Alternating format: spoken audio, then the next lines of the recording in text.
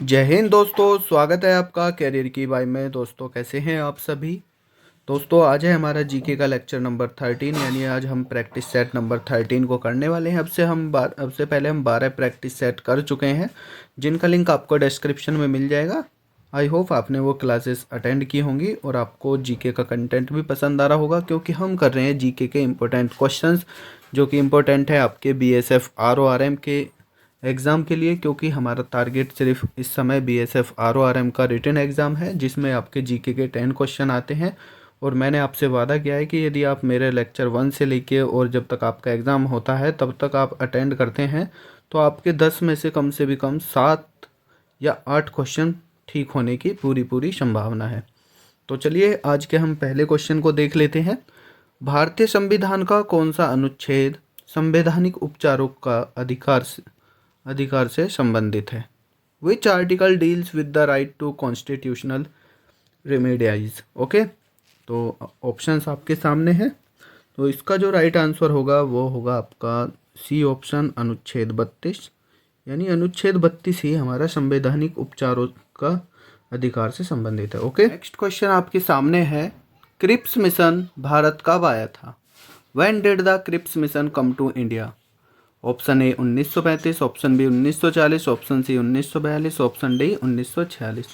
दोस्तों इसमें मैं आपको मिक्स सब्जेक्ट के क्वेश्चन करा रहा हूँ, जिसमें आपके पॉलिटी, हिस्ट्री, ज्योग्राफी सभी क्वेश्चन शामिल हैं, जो कि पीवाईक्यू भी हैं, यानी प्रीवियस ईयर क्वेश्चन भी हैं, जो एग्ज़ाम में पूछे जा चुके हैं किसी ना किसी गवर्नमेंट एग्ज़ाम में, और उनकी बहुत ज़्यादा संभावना है आपके बीएसएफ के एग्ज़ाम में आने की। ओके, तो देखिए इसका जो राइट आंसर होगा, क्रिप्स मिशन जो भारत आया था वो आपका आया था 1942 में। ओके, तो इसमें सी ऑप्शन राइट हो जाएगा, 1942। देखिए अगले क्वेश्चन में पूछा है आपसे, संविधान सभा की पहली बैठक कब हुई थी।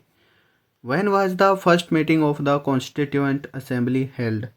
काफ़ी अच्छा क्वेश्चन है, क्योंकि मैं जो आपको करा रहा हूँ मिक्स क्वेश्चन करा रहा हूँ, यानी आपके पॉलिटी से, हिस्ट्री से, ज्योग्राफी से, जनरल साइंस से, सभी सब्जेक्ट से आपके क्वेश्चन है, जो कि आपके एग्ज़ाम के लिए मोस्ट इम्पोर्टेंट है। और स्पेशली हम बीएसएफ आरओआरएम के लिए लेकर चल रहे हैं, और ये पीवाई क्वेश्चन है, पीवाईक्यू क्वेश्चन है सभी, यानी अब से पहले किसी न किसी एग्ज़ाम में पूछे जा चुके हैं। ओके, तो संविधान सभा की जो पहली बैठक हुई थी वो हुई थी आपकी 1946 में। ओके, ऑप्शन नंबर ए इसमें राइट हो जाएगा। क्वेश्चन नंबर 4 में आपसे पूछा है, विश्व स्वास्थ्य संगठन WHO का मुख्यालय कहाँ स्थित है। ये काफ़ी बार एग्जाम में पूछा जा चुका है।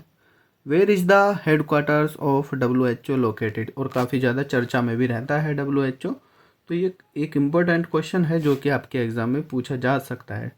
तो इसका जो संगठन है WHO का वो है आपका जिनेवा में, जो कि है स्विट्जरलैंड में।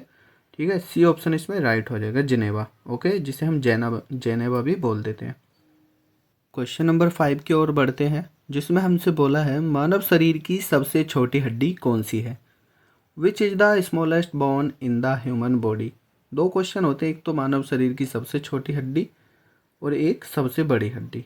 दोनों ही आंसर शायद आपको मालूम होंगे, यदि नहीं है तो अब मैं आपको बताता हूँ। जो मानव शरीर की सबसे बड़ी हड्डी है वो तो है फीमर। ओके, ये कौन सी हड्डी है, सबसे बड़ी। और जो मानव शरीर की सबसे छोटी जो हड्डी है वो है स्टेपिस, जिसे हम बोलते हैं, इसमें लिखा हुआ है स्टेपस। ठीक है, यही वो आंसर इसका राइट होगा, जो सबसे छोटी हड्डी है। यानी इसमें जो राइट आंसर है वो है आपका बी।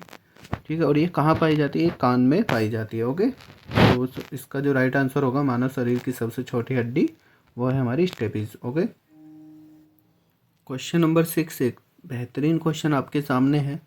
रसायन विज्ञान का जनक, फादर ऑफ केमिस्ट्री किसे कहा जाता है। Who is known as the father of chemistry. काफ़ी अच्छा क्वेश्चन है। कल मैंने आपको फादर ऑफ फिजिक्स बताया था, जिसमें कौन था, सर आइजक न्यूटन थे। ओके, आज हमसे पूछा है फादर ऑफ केमिस्ट्री। तो ऑप्शन आपके सामने है। इसका जो राइट आंसर होगा, यदि आपको मालूम है तो आप कमेंट कर सकते हैं।